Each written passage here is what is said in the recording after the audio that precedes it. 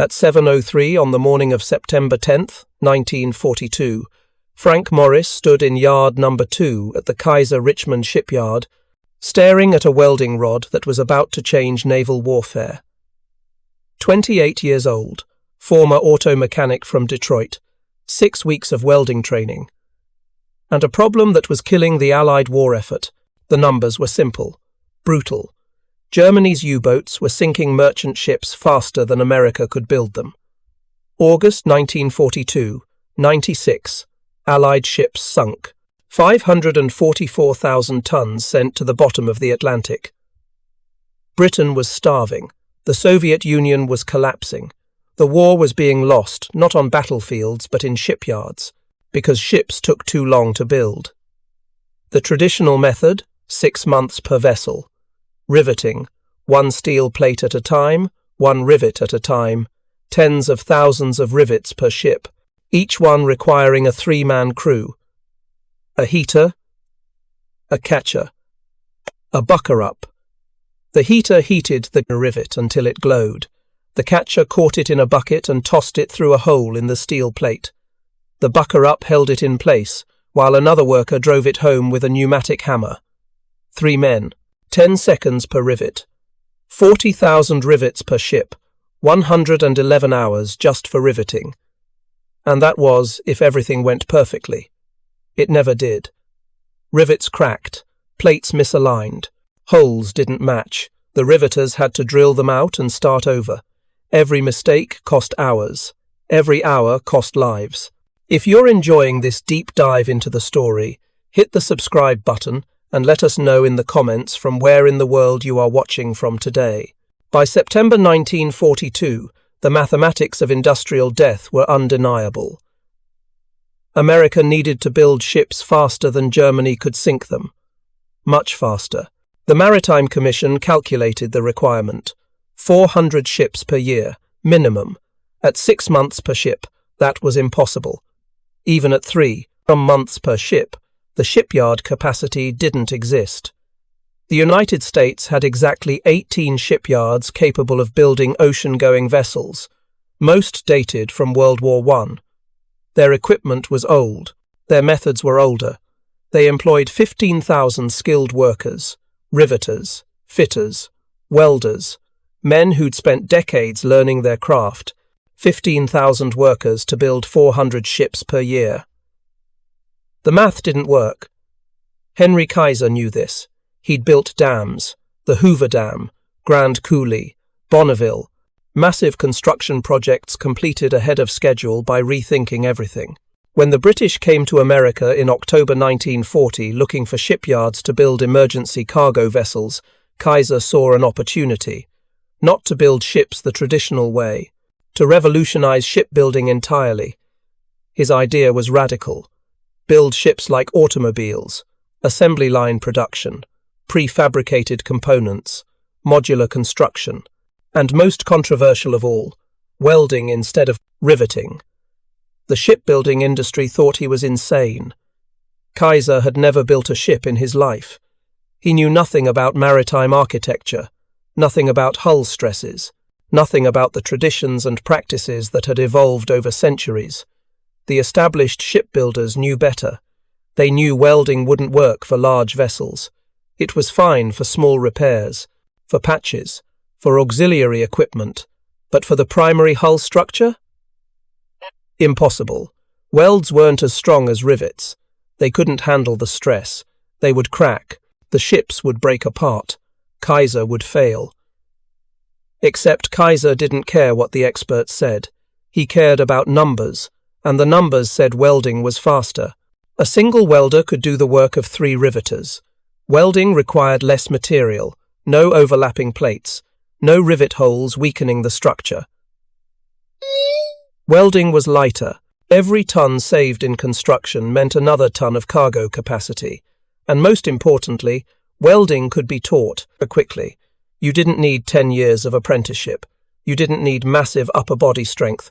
A complete novice could learn basic welding in 2 weeks, advanced techniques in 2 months. That meant Kaiser could hire anyone. Farm workers, factory workers, women, African Americans. People the traditional shipyards wouldn't touch. In December 1940, Kaiser broke ground on his first shipyard, Richmond, California, an empty field next to San Francisco Bay. No facilities, no infrastructure, no workers, just mud and ambition.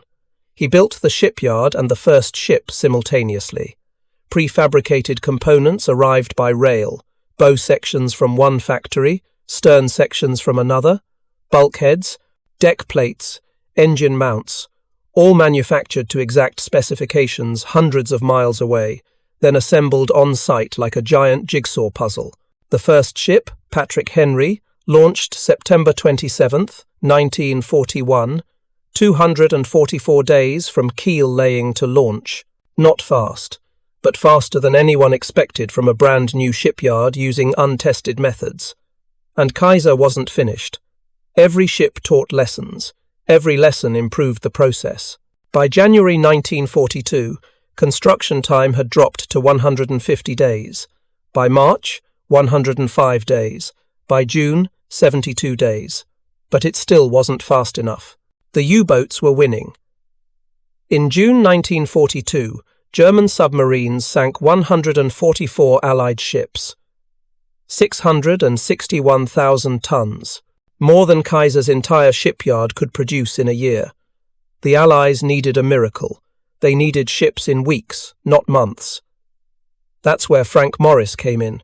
Morris had arrived at Richmond Yard No. 2 in July 1942. He'd worked at Ford in Detroit, welded car bodies on the assembly line, spot welding, fast, repetitive, efficient. When Ford converted to war production, Morris volunteered for the shipyards. Higher pay, more important work. A chance to actually fight the war without joining the military.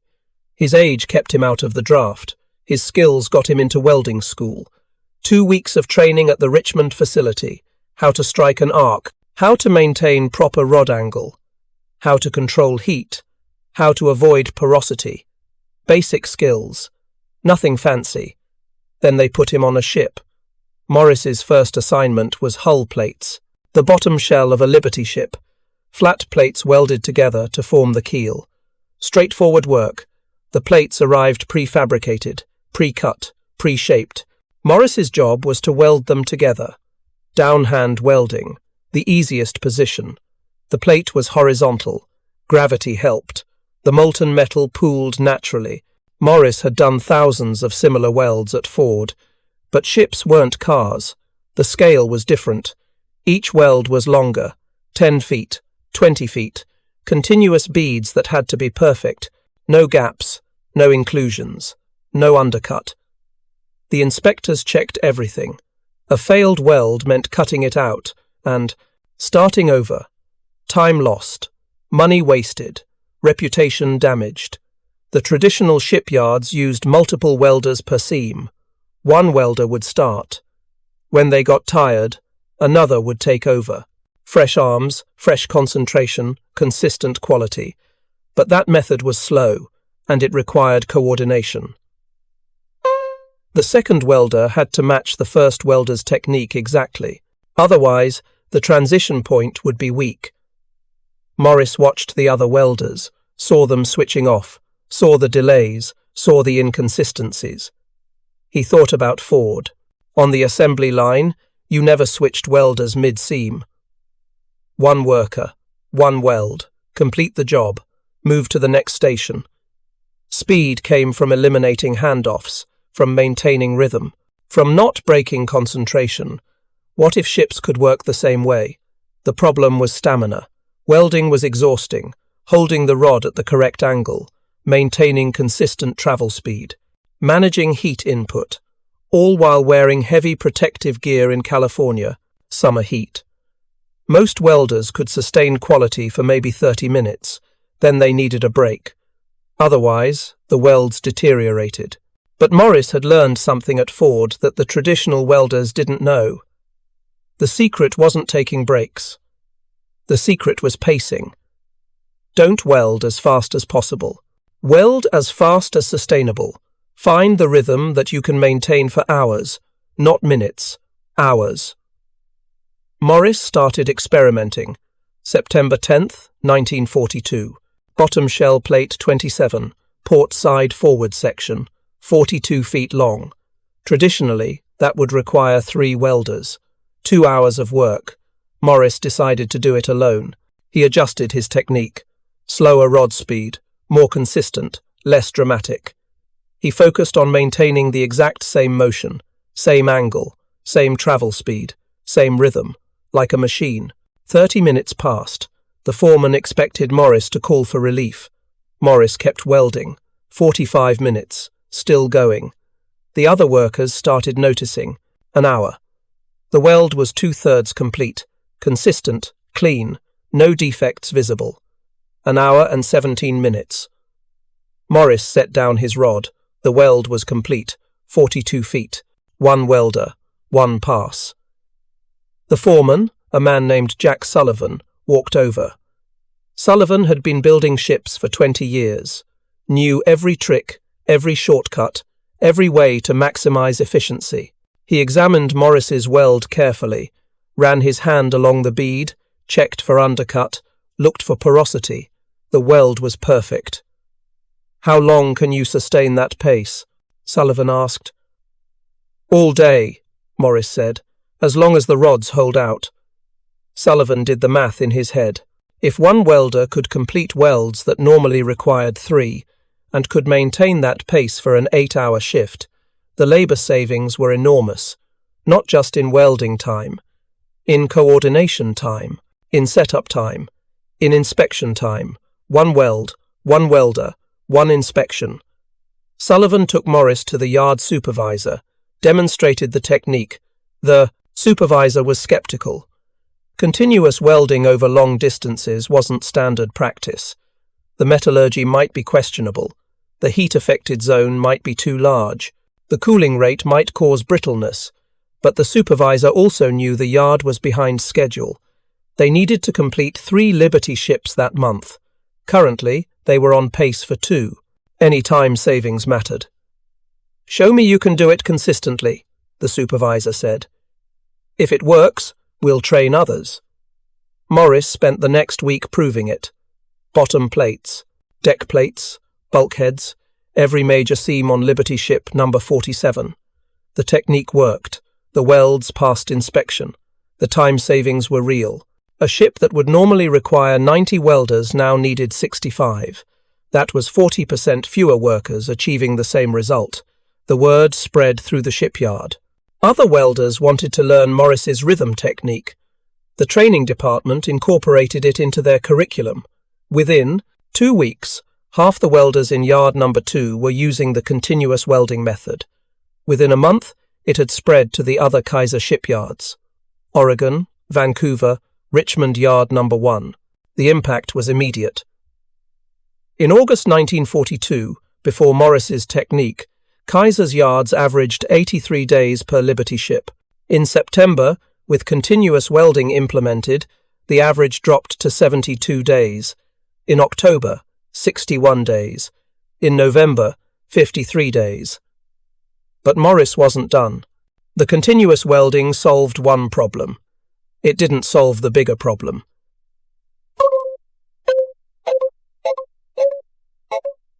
Before welding could begin, the steel plates had to be aligned perfectly. Traditionally, this required fitters, skilled workers who used hammers, wedges, and temporary fasteners called clips to draw the plates together. The clips were small pieces of steel tack welded to hold the plates in place. After the main weld was complete, the clips had to be cut off and ground smooth. Each clip took time. Each ship used 1,200 clips, 1,200 temporary fasteners that had to be installed and removed, 5,000 man-hours per ship, just for clips. Morris thought there had to be a better way. He talked to a fitter named Gary Thompson. Thompson was an assembly worker, not a welder, not an engineer, just a guy who'd been working with steel plates for 6 months and was tired of wrestling them into position. Thompson showed Morris a tool he'd been developing. He called it a jackbacker. It looked like a cast-iron femur, a long shaft with a bolt running through the center. The bolt had threads at both ends. You'd place the jackbacker across two plates that needed to be aligned. Turn the bolt. The bolt would draw the plates together with enormous force. No hammers, no wedges, no clips. One person could operate it. One tool could do the work of 3 fitters. And it was reusable. No waste steel, no grinding, just position, tighten, weld, release, move to the next seam. Thompson had been using it informally. His crew knew about it. But he hadn't told management, didn't want to seem like he was showboating, didn't want to claim credit for something that might not work at scale. Morris understood. He'd felt the same way about his welding technique. But the numbers were too good to ignore. Morris and Thompson went to Sullivan together, demonstrated the jackbacker, showed how it eliminated clips, showed how it reduced fitting time by 70%. Sullivan saw it immediately. The jackbacker wasn't just a time saver, it was a paradigm shift. You didn't need massive crews to force steel plates into alignment. You needed leverage. Simple physics applied correctly. Sullivan took the jackbacker to engineering. They tested it, measured the forces, verified the alignment accuracy. The tool worked perfectly, better than clips, faster than hammers, and it could be mass-produced cheaply. Within 3 weeks, Richmond Yard No. 2 had 50 jackbackers in use. Fitting time per ship dropped from 140 hours to 42 hours. That saved 98 hours per ship. 98 hours that could be spent welding instead of positioning. The combination of Morris's continuous welding technique and Thompson's jackbacker transformed the entire assembly process. Ships that once required 90 welders now needed 60. Fitting crews that once numbered 20 now operated with 7. The labour savings multiplied across every ship, every shift, every day. The Maritime Commission, the government agency overseeing wartime shipbuilding, had a system for spreading innovations. Every month, each shipyard submitted efficiency reports. Time per ship, man-hours per ton, defect rates. The reports were distributed to all 18 Liberty shipyards. Competition was encouraged. Yard managers competed fiercely to top the efficiency rankings. When Kaiser's Richmond Yard No. 2 reported a 30% reduction in welding time and a 70% reduction in fitting time, every other yard wanted to know how. The Maritime Commission sent technical advisors to Richmond, observed the techniques, documented the procedures, then distributed training materials to every shipyard in the program. Bethlehem Steel in Baltimore adopted it. New England Shipbuilding in Maine, Oregon Shipbuilding in Portland, Todd Shipyards in California. By December 1942, continuous welding and mechanical alignment tools were standard practice across the entire Liberty ship program. The cumulative effect was staggering. In January 1942, the average Liberty ship required 1.1 million man-hours to build. By December 1942, that had dropped to 640,000 man-hours, almost half, and the improvements kept coming. A Richmond worker developed a method to prefabricate the engine foundation. Installation time dropped from 7 days to 18 hours.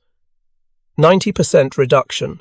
Another worker figured out how to pre-install electrical conduit in bulkhead sections before they were welded into the ship. Saved 3 days per vessel. Someone else developed a jig for holding deck plates at the correct angle for automatic welding. Saved 12 hours per ship. The Maritime Commission tracked every innovation. More than 3,000 suggestions were submitted during the war. The best ideas were adopted fleet-wide. Collectively, they saved $45 million and 31 million man-hours. If you find this story engaging, please take a moment to subscribe and enable notifications. It helps us continue producing in-depth content like this. But the real measure of success wasn't dollars or hours. It was ships.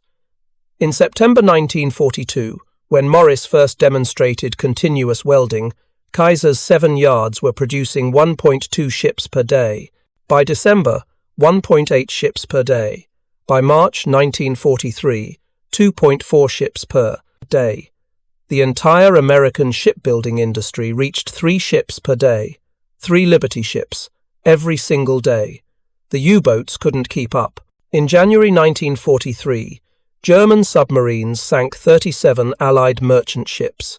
American shipyards launched 90. In February, submarines sank 33 ships. American yards launched 95. The mathematics had reversed. For the first time since Pearl Harbor, Allied shipping construction exceeded losses. The tonnage war was being won, but Henry Kaiser wanted more. His son Edgar ran the Oregon shipyards. Clay Bedford ran the Richmond yards. The two men competed constantly. Who could build ships faster? Who could achieve better efficiency? In August 1942, Oregon set a record, built the Joseph N. Teal in 10 days. 10 days from keel laying to launch. The achievement made national news. President Roosevelt attended the christening. A reporter asked Henry Kaiser if it could be done faster. Kaiser said yes, 8 days. Maybe less. The reporter wrote the story. The story reached the White House. Roosevelt, who loved ships and understood their strategic importance, proposed a challenge. Could Kaiser build a ship in half the time?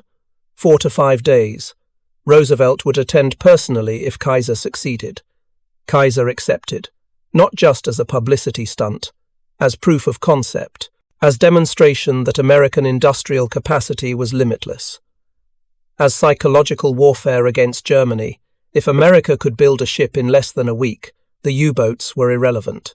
Kaiser chose Richmond Yard No. 2, the yard where Morris had pioneered continuous welding, where Thompson had invented the jackbacker, the yard with the best efficiency ratings in the entire program. The target ship was No. 4 to 7, to be named Robert E. Peary, after the Arctic explorer, Bowdoin College graduate, first man to reach the North Pole. The keel would be laid November 8, 1942, 12:01 a.m., Sunday morning. The ship would launch November 12th, Thursday afternoon, 4 days, 15 hours, 29 minutes, if everything went perfectly. To achieve this, Richmond Yard No. 2 prepared for months. Every component was prefabricated in advance, not just major sections, everything. The entire bottom shell, 42 sections, each weighing 250 tons, pre-welded, pre-tested, ready for assembly. The engine, normally installed over several days, pre-mounted in its foundation, complete with boilers, pumps, piping, electrical systems, the entire power plant as a single 600-ton unit. Deck sections, bulkheads, the deckhouse, the bridge, even the masts, all prefabricated, all positioned around the shipway before the keel was laid, waiting. The crew was specially selected, the best welders, the best fitters, the best crane operators, men and women who'd built dozens of Liberty ships, who knew every procedure, who could work at maximum efficiency, without mistakes.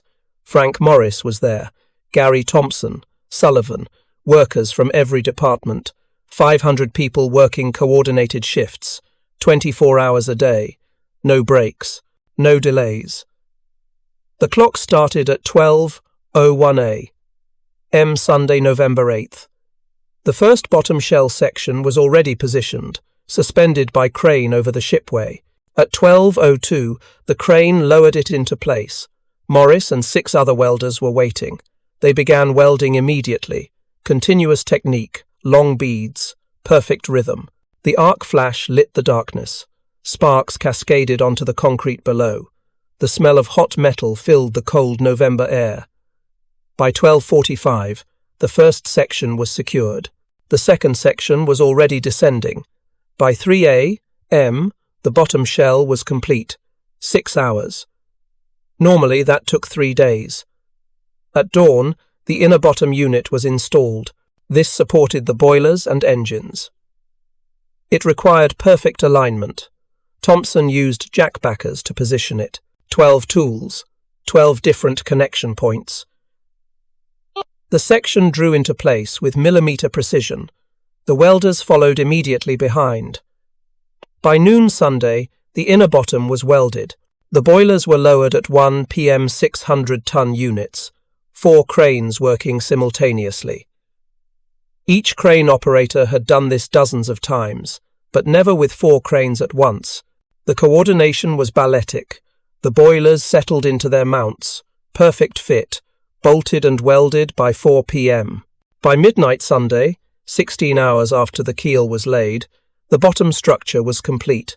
Day 2, Monday, November 9th.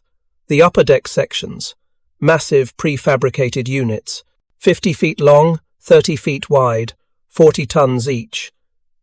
The cranes lifted them into position. Morris worked the forward sections. He'd been welding for 26 hours straight. His arms ached. His eyes burned from arc flash.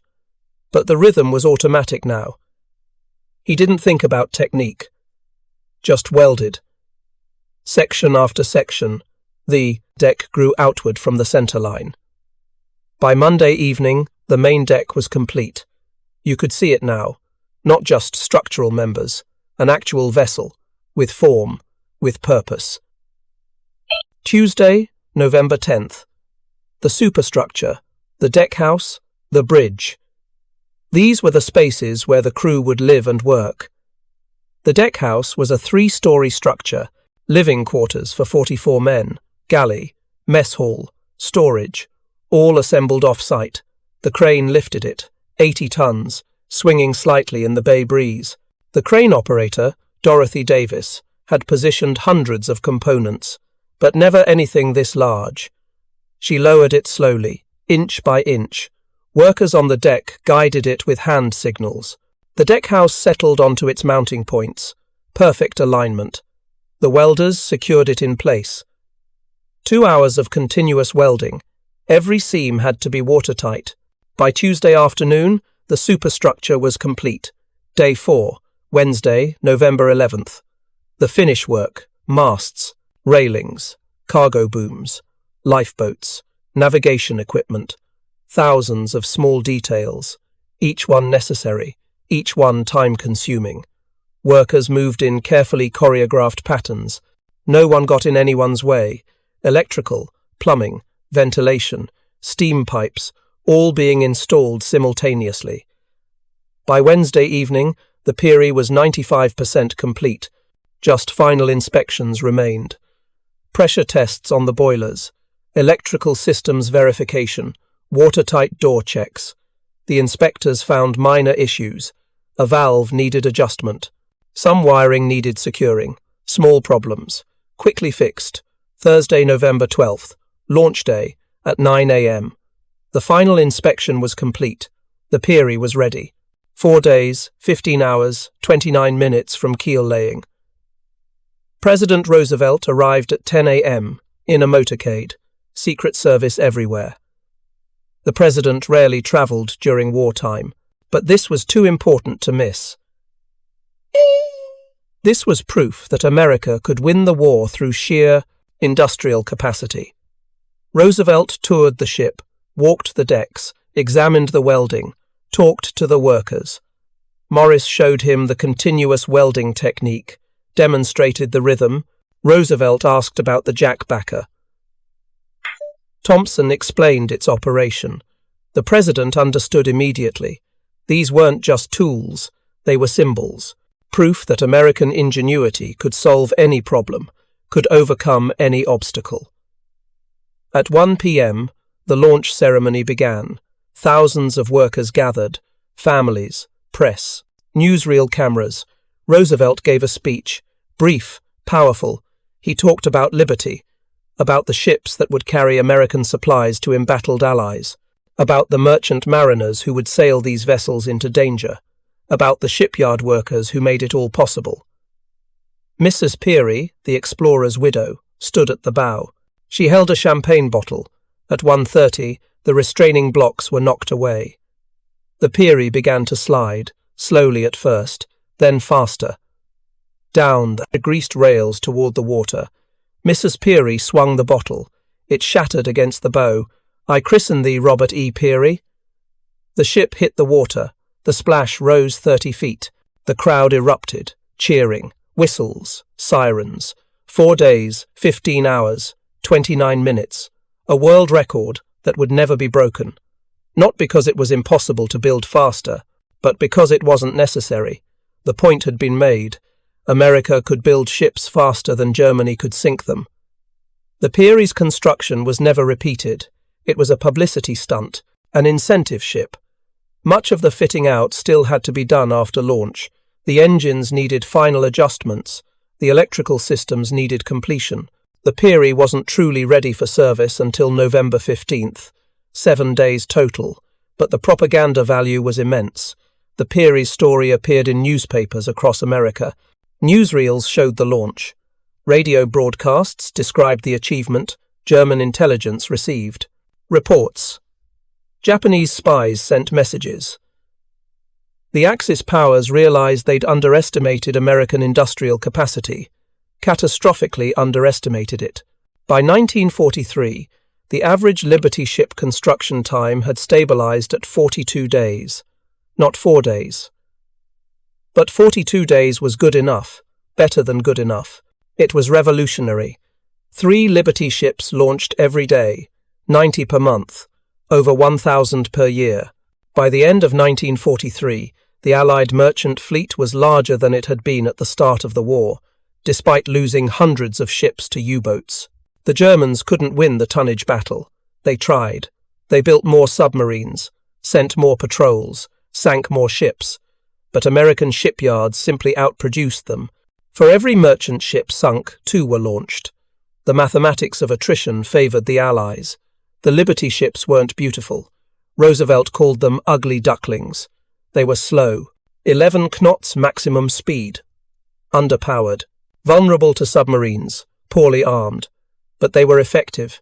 Each Liberty could carry 10,000 tons of cargo, 2,840 jeeps, 440 tanks, or 230 million rounds of rifle ammunition, and they could be built in 6 weeks. That combination of capacity and production speed won the war. The Liberty ships carried the supplies that sustained Britain through the darkest days, carried the equipment that armed the Soviet Union, carried the materiel that supported the invasions of North Africa, Sicily, Italy, France. The innovations that made the Liberty ships possible didn't come from engineers or naval architects or executives. They came from workers. Frank Morris, an auto mechanic who figured out how to weld continuously. Gary Thompson, an assembly worker who invented the jackbacker. Dozens of others who submitted suggestions, who improved procedures, who found ways to save time, save materials, save money. The Common Maritime Commission received 3,000 suggestions during the war, adopted the best ones, saved $45 million, 31 million man-hours, but more importantly, they saved lives. Every ship built faster meant more supplies reached the front sooner. Every efficiency improvement meant more ships could be built with the same resources. Frank Morris survived the war, stayed at Richmond until 1945, built parts of 117 Liberty ships. Never received recognition, no medals, no commendations, no newspaper articles. The Maritime Commission records credited the efficiency improvements to worker innovations. No names, no details. Morris went back to Detroit after the war, worked at Ford again. Building cars. Never talked much about his wartime service, just said he'd been a welder in the shipyards. Gary Thompson stayed in Richmond, worked in construction. The jackbacker became standard equipment in shipyards worldwide. Thompson never patented it, never claimed credit, just moved on to the next job. The Liberty ships themselves had mixed fates. Many survived the war, some sailed for decades. The John W. Brown still operates today as a museum ship in Baltimore, the Jeremiah O'Brien in San Francisco, living reminders of what American industry accomplished. But many Liberty ships died young. 3 broke in half, hull cracks from welding stress. The very innovation that made them fast to build created structural weaknesses. Constance Tipper, a Cambridge engineer, discovered why. The steel used in Liberty ships became brittle in cold water. Below a critical temperature, the steel's crystalline structure changed. Ductile became brittle, small cracks propagated. Welds allowed the cracks to spread uninterrupted across entire hull sections. In riveted ships, cracks stopped at rivet seams. But welded ships had continuous joints. A crack could run the entire length of the vessel. Several Liberty ships simply split in two. John P. Gaines, November 24, 1943, broke in half in the North Atlantic. 10 men died. The investigation blamed welding, inexperienced workers, rushed construction. The newspapers called it a scandal, said the ships were death traps, said Kaiser had sacrificed quality for speed. The criticism wasn't entirely wrong, but it missed the bigger picture. Yes, 3 Liberty ships broke catastrophically, out of 2,710, a failure rate of 0.11%. 12 ships suffered major structural damage, 0.44%. Meanwhile, 1,534 Liberty ships were damaged by enemy action. Torpedoes, mines, bombs. 56%. The ships weren't failing because of construction defects. They were being attacked, deliberately targeted, and they kept sailing anyway. The structural problems were real, but they were solved. Engineers redesigned the hatches, eliminated square corners that acted as stress, concentrators, added crack arresters, reinforcing plates welded across potential crack paths, improved steel specifications, better quality control. By 1944, the cracking problem was essentially eliminated. The Liberty ships that broke in half taught important lessons about fracture mechanics, about material science, about the limits of welding technology. Those lessons led to better designs, stronger steel, more reliable ships. The final Liberty ship, the Benjamin Warner, launched July 1, 1944, Richmond Yard No. 2, the same yard that built the Peary. By then, construction time had dropped to 29 days average. Some ships were completed in 16 days. Routine production, no publicity stunts, just efficient, effective shipbuilding. 2,710 Liberty ships total, built by 1.5 million workers. Men and women, black and white, skilled and unskilled, Americans who'd never built ships before, who learned on the job. Who invented new techniques? Who proved that ordinary people could accomplish extraordinary things? The Liberty ship program cost $14 billion, equivalent to $250 billion in 2025 dollars. The Manhattan Project, by comparison, cost $2.2 billion. The Liberty ships cost 6 times more, but they were worth it. Without them, Britain falls. The Soviet Union collapses. Germany wins in Europe. The war drags on for years. Millions more die. The Liberty ships weren't just cargo vessels. They were the logistical backbone of Allied victory. They were proof that American industrial capacity was unstoppable. And they were built by people like Frank Morris and Gary Thompson, workers who found ways to build them faster, not because they were told to, because they understood the stakes, because every day saved meant more supplies reached the front, more lives were saved, more battles were won. Innovation doesn't require genius. It requires attention, observation, willingness to question assumptions, and the courage to try something different. Frank Morris wasn't an engineer. He was a welder who noticed that switching welders mid-seam caused delays. So he figured out how to avoid switching. Simple observation, simple solution, massive impact. Gary Thompson wasn't a designer. He was a fitter who was tired of wrestling plates into position. So he built a tool that used mechanical leverage instead of brute force. Simple problem, simple solution. Massive impact. The Liberty ships changed naval warfare forever, not because they were better ships, but because they proved that quantity has a quality all its own. Germany built better ships. better submarines, better technology. But they couldn't build them fast enough. America built good enough ships, but built them fast enough to win. Thank you for watching. For more detailed historical breakdowns, check out the other videos on your screen now and don't forget to subscribe.